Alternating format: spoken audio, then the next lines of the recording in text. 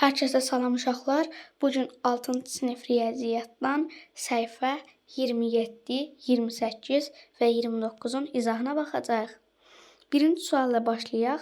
Deyir, verilmiş ifadələri oxuyun. A variantını oxuyanda A-nın 4 misli ilə B-nin 3 mislinin cəmi, B variantını oxuyanda A və B cəminin 3 misli, C variantını oxuyanda C-nin 2 misli ilə D-nin fərqi, D variantını oxuyanda C və D-nin fərqinin 2 misli, E variantını oxuyanda M-in kubu ilə N-in 5 mislinin cəmi olur. Bu şəkildə verilmiş ifadələri siz də oxuyub dəftərinizə yaza bilərsiniz.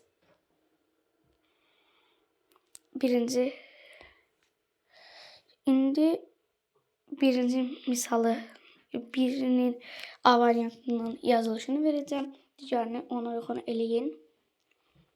A-nın 4 misli ilə B-nin 3 mislinin cəmi.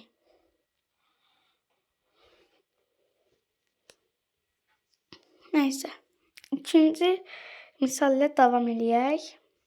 Deyir ki, riyazi ifadə şəklində yazın. Yazdıqda isə bunu, yazıram, siz indi baxın. 5M plus N. B variantında deyir, A və B fərqinin 3'ün A və B-nin fərqi ilə 3'ün asili, A çıxılsın V vurulsun 3.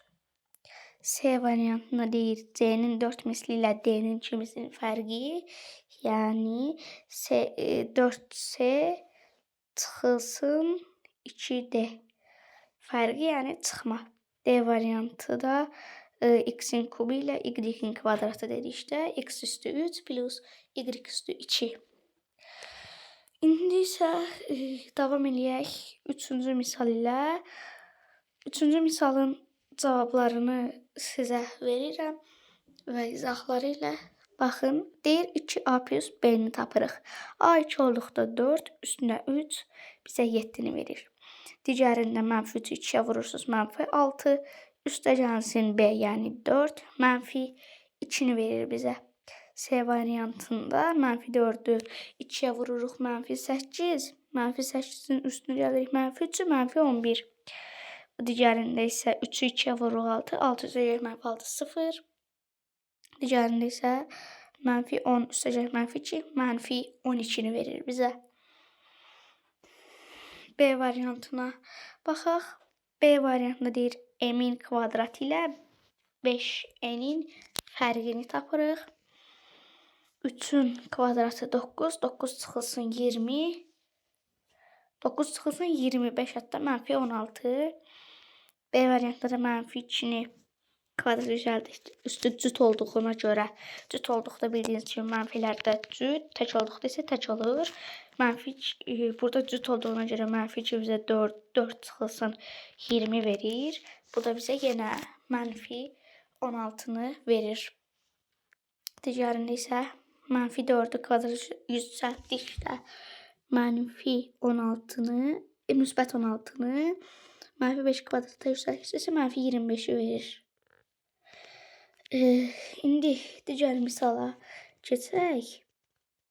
Mənfi 1-in kvadratı bizə müsbət 1-i, mənfi 6-nı da 5-ə vurduqda mənfi... Bir dəqiqə uşaqlar, bu hissəyə baxın bir dənə.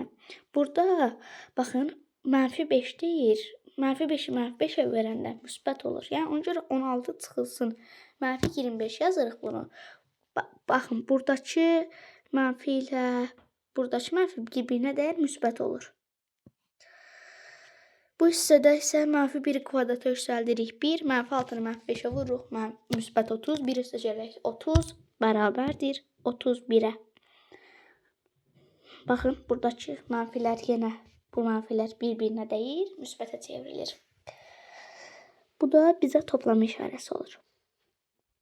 2-nin kvadratı 4, 4-dən çıxırıq 15-i, bu da bizə mənfi 11-i verir.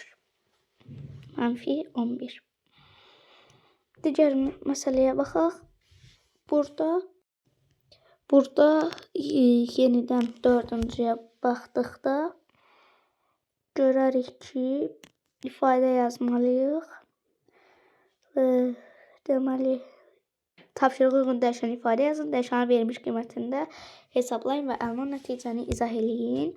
Deməli, 40 qəpik var. 40A plus 80B eləyir. Buradakı 40 və 80 qəpikdir.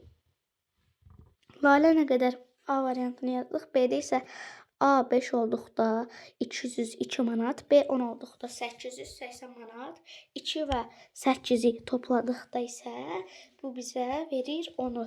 Yəni 2 və 8-i toplayırıq. Yəni 10 manat. B variantında deyir, bərabər yanlı üçbucağın oturacağı A santimetr, yan tərəfləri isə B santimetrdir. Üçbucağın perimetrini hesablamaq üçün ifadə yazın. Baxın, bərabər yanlı üçbucaq dedikdə alt hissəsi A, yanları B olur. İkisi bir-birinə bərabərdir. Niyə bərabər yanlıdır? Perimetrini hesablayıqda da bir dənə A olur. Yəni A üstə gələk 2 dənə B. A 8 olduqda 8, B 7 olduqda, yəni 8 plus 14 bizə verir 22. Digər suala baxdıqda yerlərinə ədədlər qoyuruq. Mən sizə ədədlər qoyub cavabı yazacağam. Siz də oradan baxın.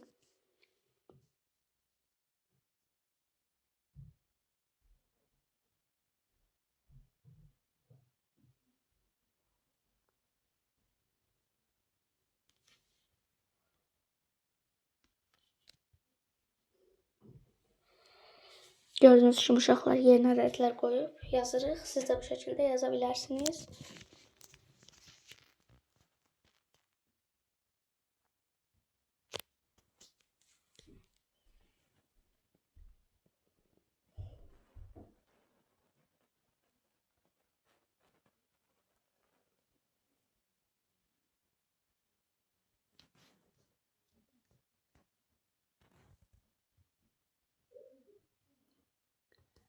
Yəni uşaqlar, burada baxın digərlərində də artıq mən A variantını sizə verdim. Ümid eləyirəm ki, siz də artıq A variantına baxıb digər variantları özünüz yaza bilərsiniz. Yenə də Y variantı ilə F variantını deyirəm. Baxın, A 1 olduqda 1 plus B mənfi 1 olduqda yenə 1, 2 verir birincidə.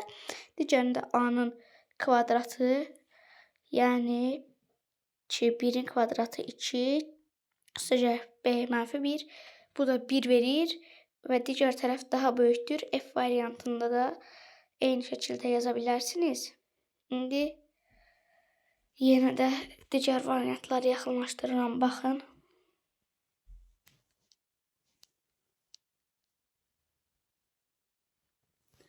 Cavabları sizə verirəm. Siz hamısına bir-bir baxın.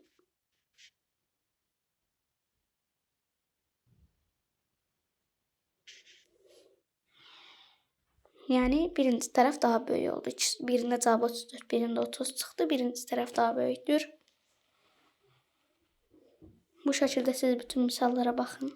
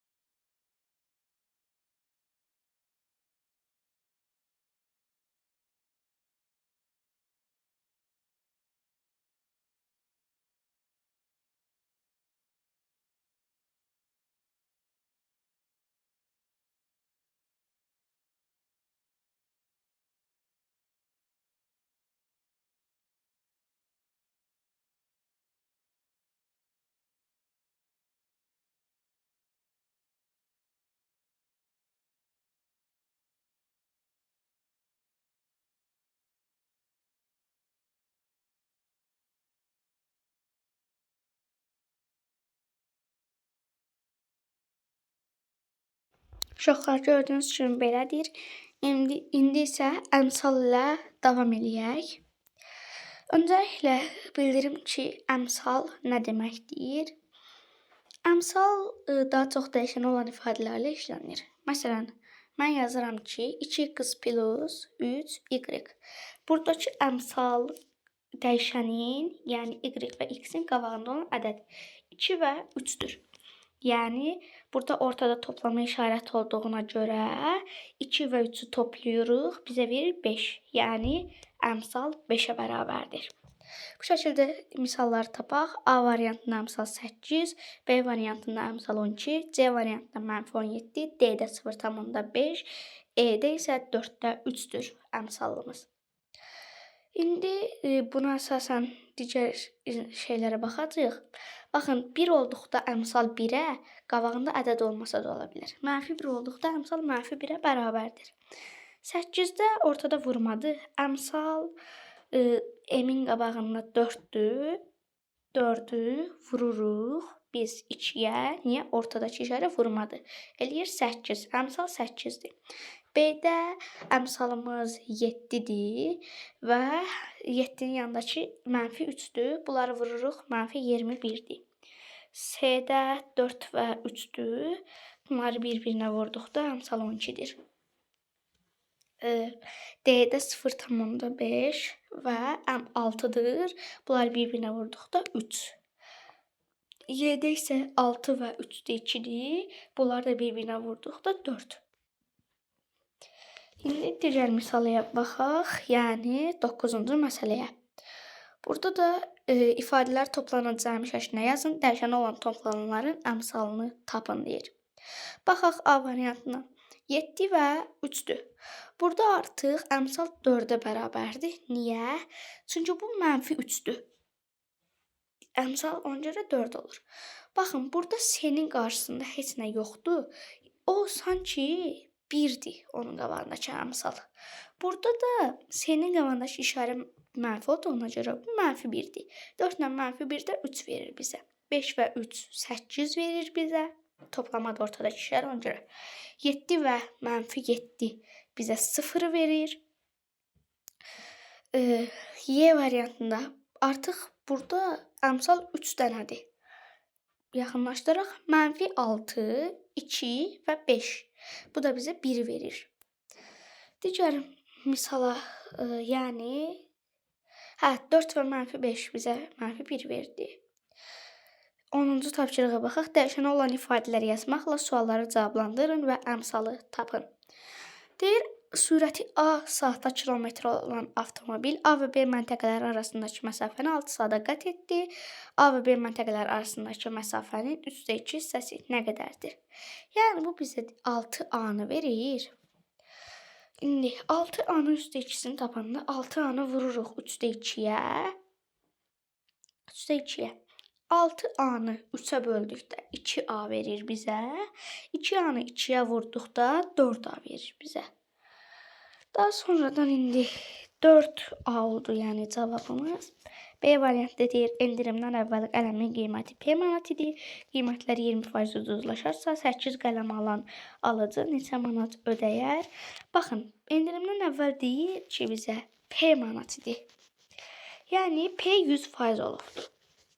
Və endirimdən sonra 20% azalıbdır. Yəni, P-nin qiyməti düşübdür 80-ə. İndi deyir, alıcı neçə manat ödəyər? Baxın, P-nin 80 tapanda P-ni biz vururuq 80-ə. P vurulsun 80, bölünsün 100 deyirik. Buradakı sıfırlar bir-birindən ixtisar gedir. Eləyir 10-da 8. P vurulsun 0,8. Yəni ki, alıcı P vurulsun 0,8 manat ödəyər. Bugünkü videomuz bu qədər idi. Bütün səhifələri izah etdim. Ümid eləyirəm ki, videom xoşunuza gələr. Gələn videoda görüşənədək.